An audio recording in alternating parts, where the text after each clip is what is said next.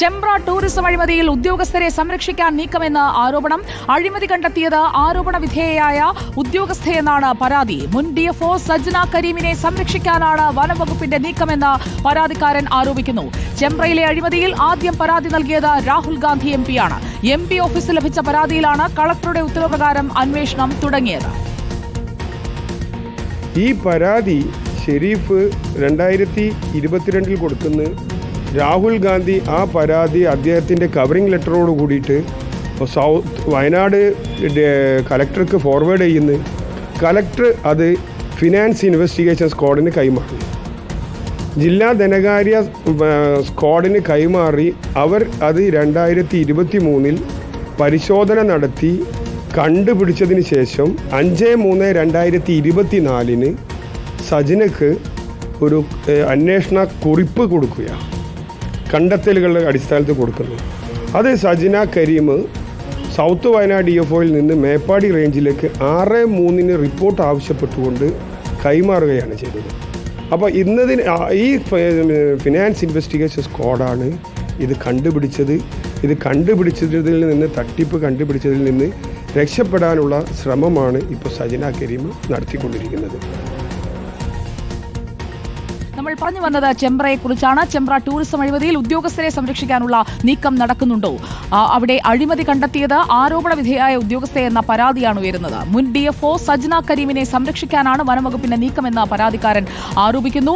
VS Ranjith നമുക്കൊപ്പം. VS Ranjith, ഉദ്യോഗസ്ഥരെ സംരക്ഷിക്കുന്നതിനായിട്ടുള്ള ഒരു നീക്കം. അഴിമതിയിൽ ആദ്യം പരാതി നൽകിയത് രാഹുൽ ഗാന്ധി എംപിയാണ്. അദ്ദേഹത്തിന്റെ ഓഫീസിൽ ലഭിച്ച പരാതി, കളക്ടറുടെ ഉത്തരവനുസരിച്ചുകൊണ്ടുള്ള അന്വേഷണം, ഇതെല്ലാം നടക്കുമ്പോൾ ഇതിൽ നടക്കുന്ന ചില കള്ളക്കളികൾ അതാണോ ഇപ്പോൾ പുറത്തേക്ക് വരുന്നത്? സുജിയ, ചെമ്പ്രയിൽ അഴിമതി നടന്നിട്ടുണ്ടെന്നും ലക്ഷക്കണക്കിന് രൂപ വനം വകുപ്പിന് നഷ്ടം സംഭവിച്ചിട്ടുണ്ടെന്ന കാര്യം ഉറപ്പാണ്. അതിൽ തന്നെ ഏകദേശം 10 ലക്ഷം 16 ലക്ഷത്തോളം രൂപ ഈ അഴിമതി കണ്ടുപിടിച്ച ശേഷം വനം വകുപ്പിലേക്ക്, വനം ഫിനാൻസിലേക്ക് തിരിച്ചടച്ച പണമാണ്. എന്ന് പറഞ്ഞാൽ അഴിമതി നടന്നിട്ടുണ്ട് എന്ന് പ്രഥമ ദൃഷ്ട്യാ തെളിയിക്കപ്പെട്ട കേസാണ്. ആ പ്രാഥമിക അന്വേഷണത്തിന്റെ അടിസ്ഥാനത്തിൽ 3 കീഴുദ്യോഗസ്ഥരെ സസ്പെൻഡ് ചെയ്യുകയും ചെയ്തിരുന്നു. അതിലാണ് ഇപ്പോൾ വനം വിജിലൻസിന്റെ അന്വേഷണം നടക്കുകയും ഇതിൽ ഉന്നത ഉദ്യോഗസ്ഥർക്ക് പങ്കുണ്ട്, വീഴ്ച പറ്റിയിട്ടുണ്ട് എന്ന് കണ്ടെത്തുകയും ചെയ്തത്. 17 ഉദ്യോഗസ്ഥർക്കെതിരെ നടപടിയെടുക്കാൻ വേണ്ടി ആദ്യ ഘട്ടത്തിൽ ഒരു അന്വേഷണ റിപ്പോർട്ട് വന്നു. ആ അന്വേഷണ റിപ്പോർട്ട് തള്ളി. രണ്ടാമത്തെ അന്വേഷണ റിപ്പോർട്ട് വന്നു, അതും തള്ളി. അങ്ങനെ തുടർച്ചയായി അന്വേഷണ റിപ്പോർട്ടുകൾ തള്ളുകയും അതുപോലെ തന്നെ പ്രാഥമിക അന്വേഷണ റിപ്പോർട്ടിന്റെ പകർപ്പ് പുറത്തുവിടാതിരിക്കുകയും ഒക്കെ ചെയ്യുന്നത് ഇതിൽ കുറ്റക്കാരായിട്ടുള്ള ഉദ്യോഗസ്ഥരെ സംരക്ഷിക്കാൻ വേണ്ടിയാണ് എന്നാണ് പരാതിക്കാരന്റെ പ്രധാനപ്പെട്ട ആരോപണം. അതിലേറ്റവും പ്രധാനപ്പെട്ട, ഏറ്റവും പുതുതായി വരുന്നത് ഇപ്പോൾ ഇതിലെ ആരോപണ വിധേയമായിട്ടുള്ള സജ്ന കരീം എന്ന് പറയുന്ന സൗത്ത് വയനാട് DFO ആയിട്ടുള്ള വനം വകുപ്പ് ഉദ്യോഗസ്ഥ. അവരുടേതായ ന്യായം അവതരിപ്പിക്കുന്നത് അവരാണ് ഈ അഴിമതി കണ്ടെത്തിയത്.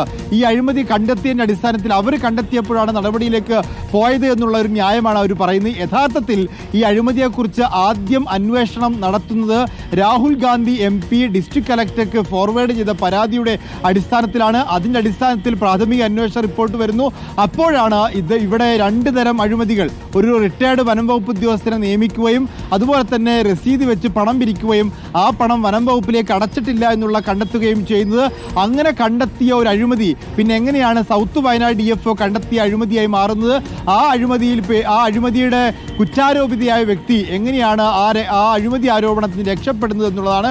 17 ഉദ്യോഗസ്ഥർ കുറ്റക്കാരായി രാഹുൽ ഗാന്ധി വയനാട് MP ആയിരുന്നപ്പോൾ പരാതി നൽകിയതാണ്. അതടക്കമുള്ള ബാക്ക്ലോഗ് നമ്മുടെ മുന്നിലുണ്ട്. ഈ വിഷയത്തിൽ ഇനി ഇടപെടൽ എങ്ങനെയാണ് ഉണ്ടാവുക? ഉദ്യോഗസ്ഥരെ അങ്ങനെ സംരക്ഷിക്കാൻ നോക്കിയാൽ അത് നോക്കി നിൽക്കേണ്ടവരല്ലോ എന്ന നിലപാടിലേക്ക് ഇപ്പോഴത്തെ MP എത്തുമോ? വയനാട് MP പ്രിയങ്ക ഗാന്ധി ഇനി ഇതിലെടുക്കാൻ പോകുന്ന നിലപാട് എന്താണ്? അതൊക്കെയാണ് ഇനി അറിയേണ്ടത്.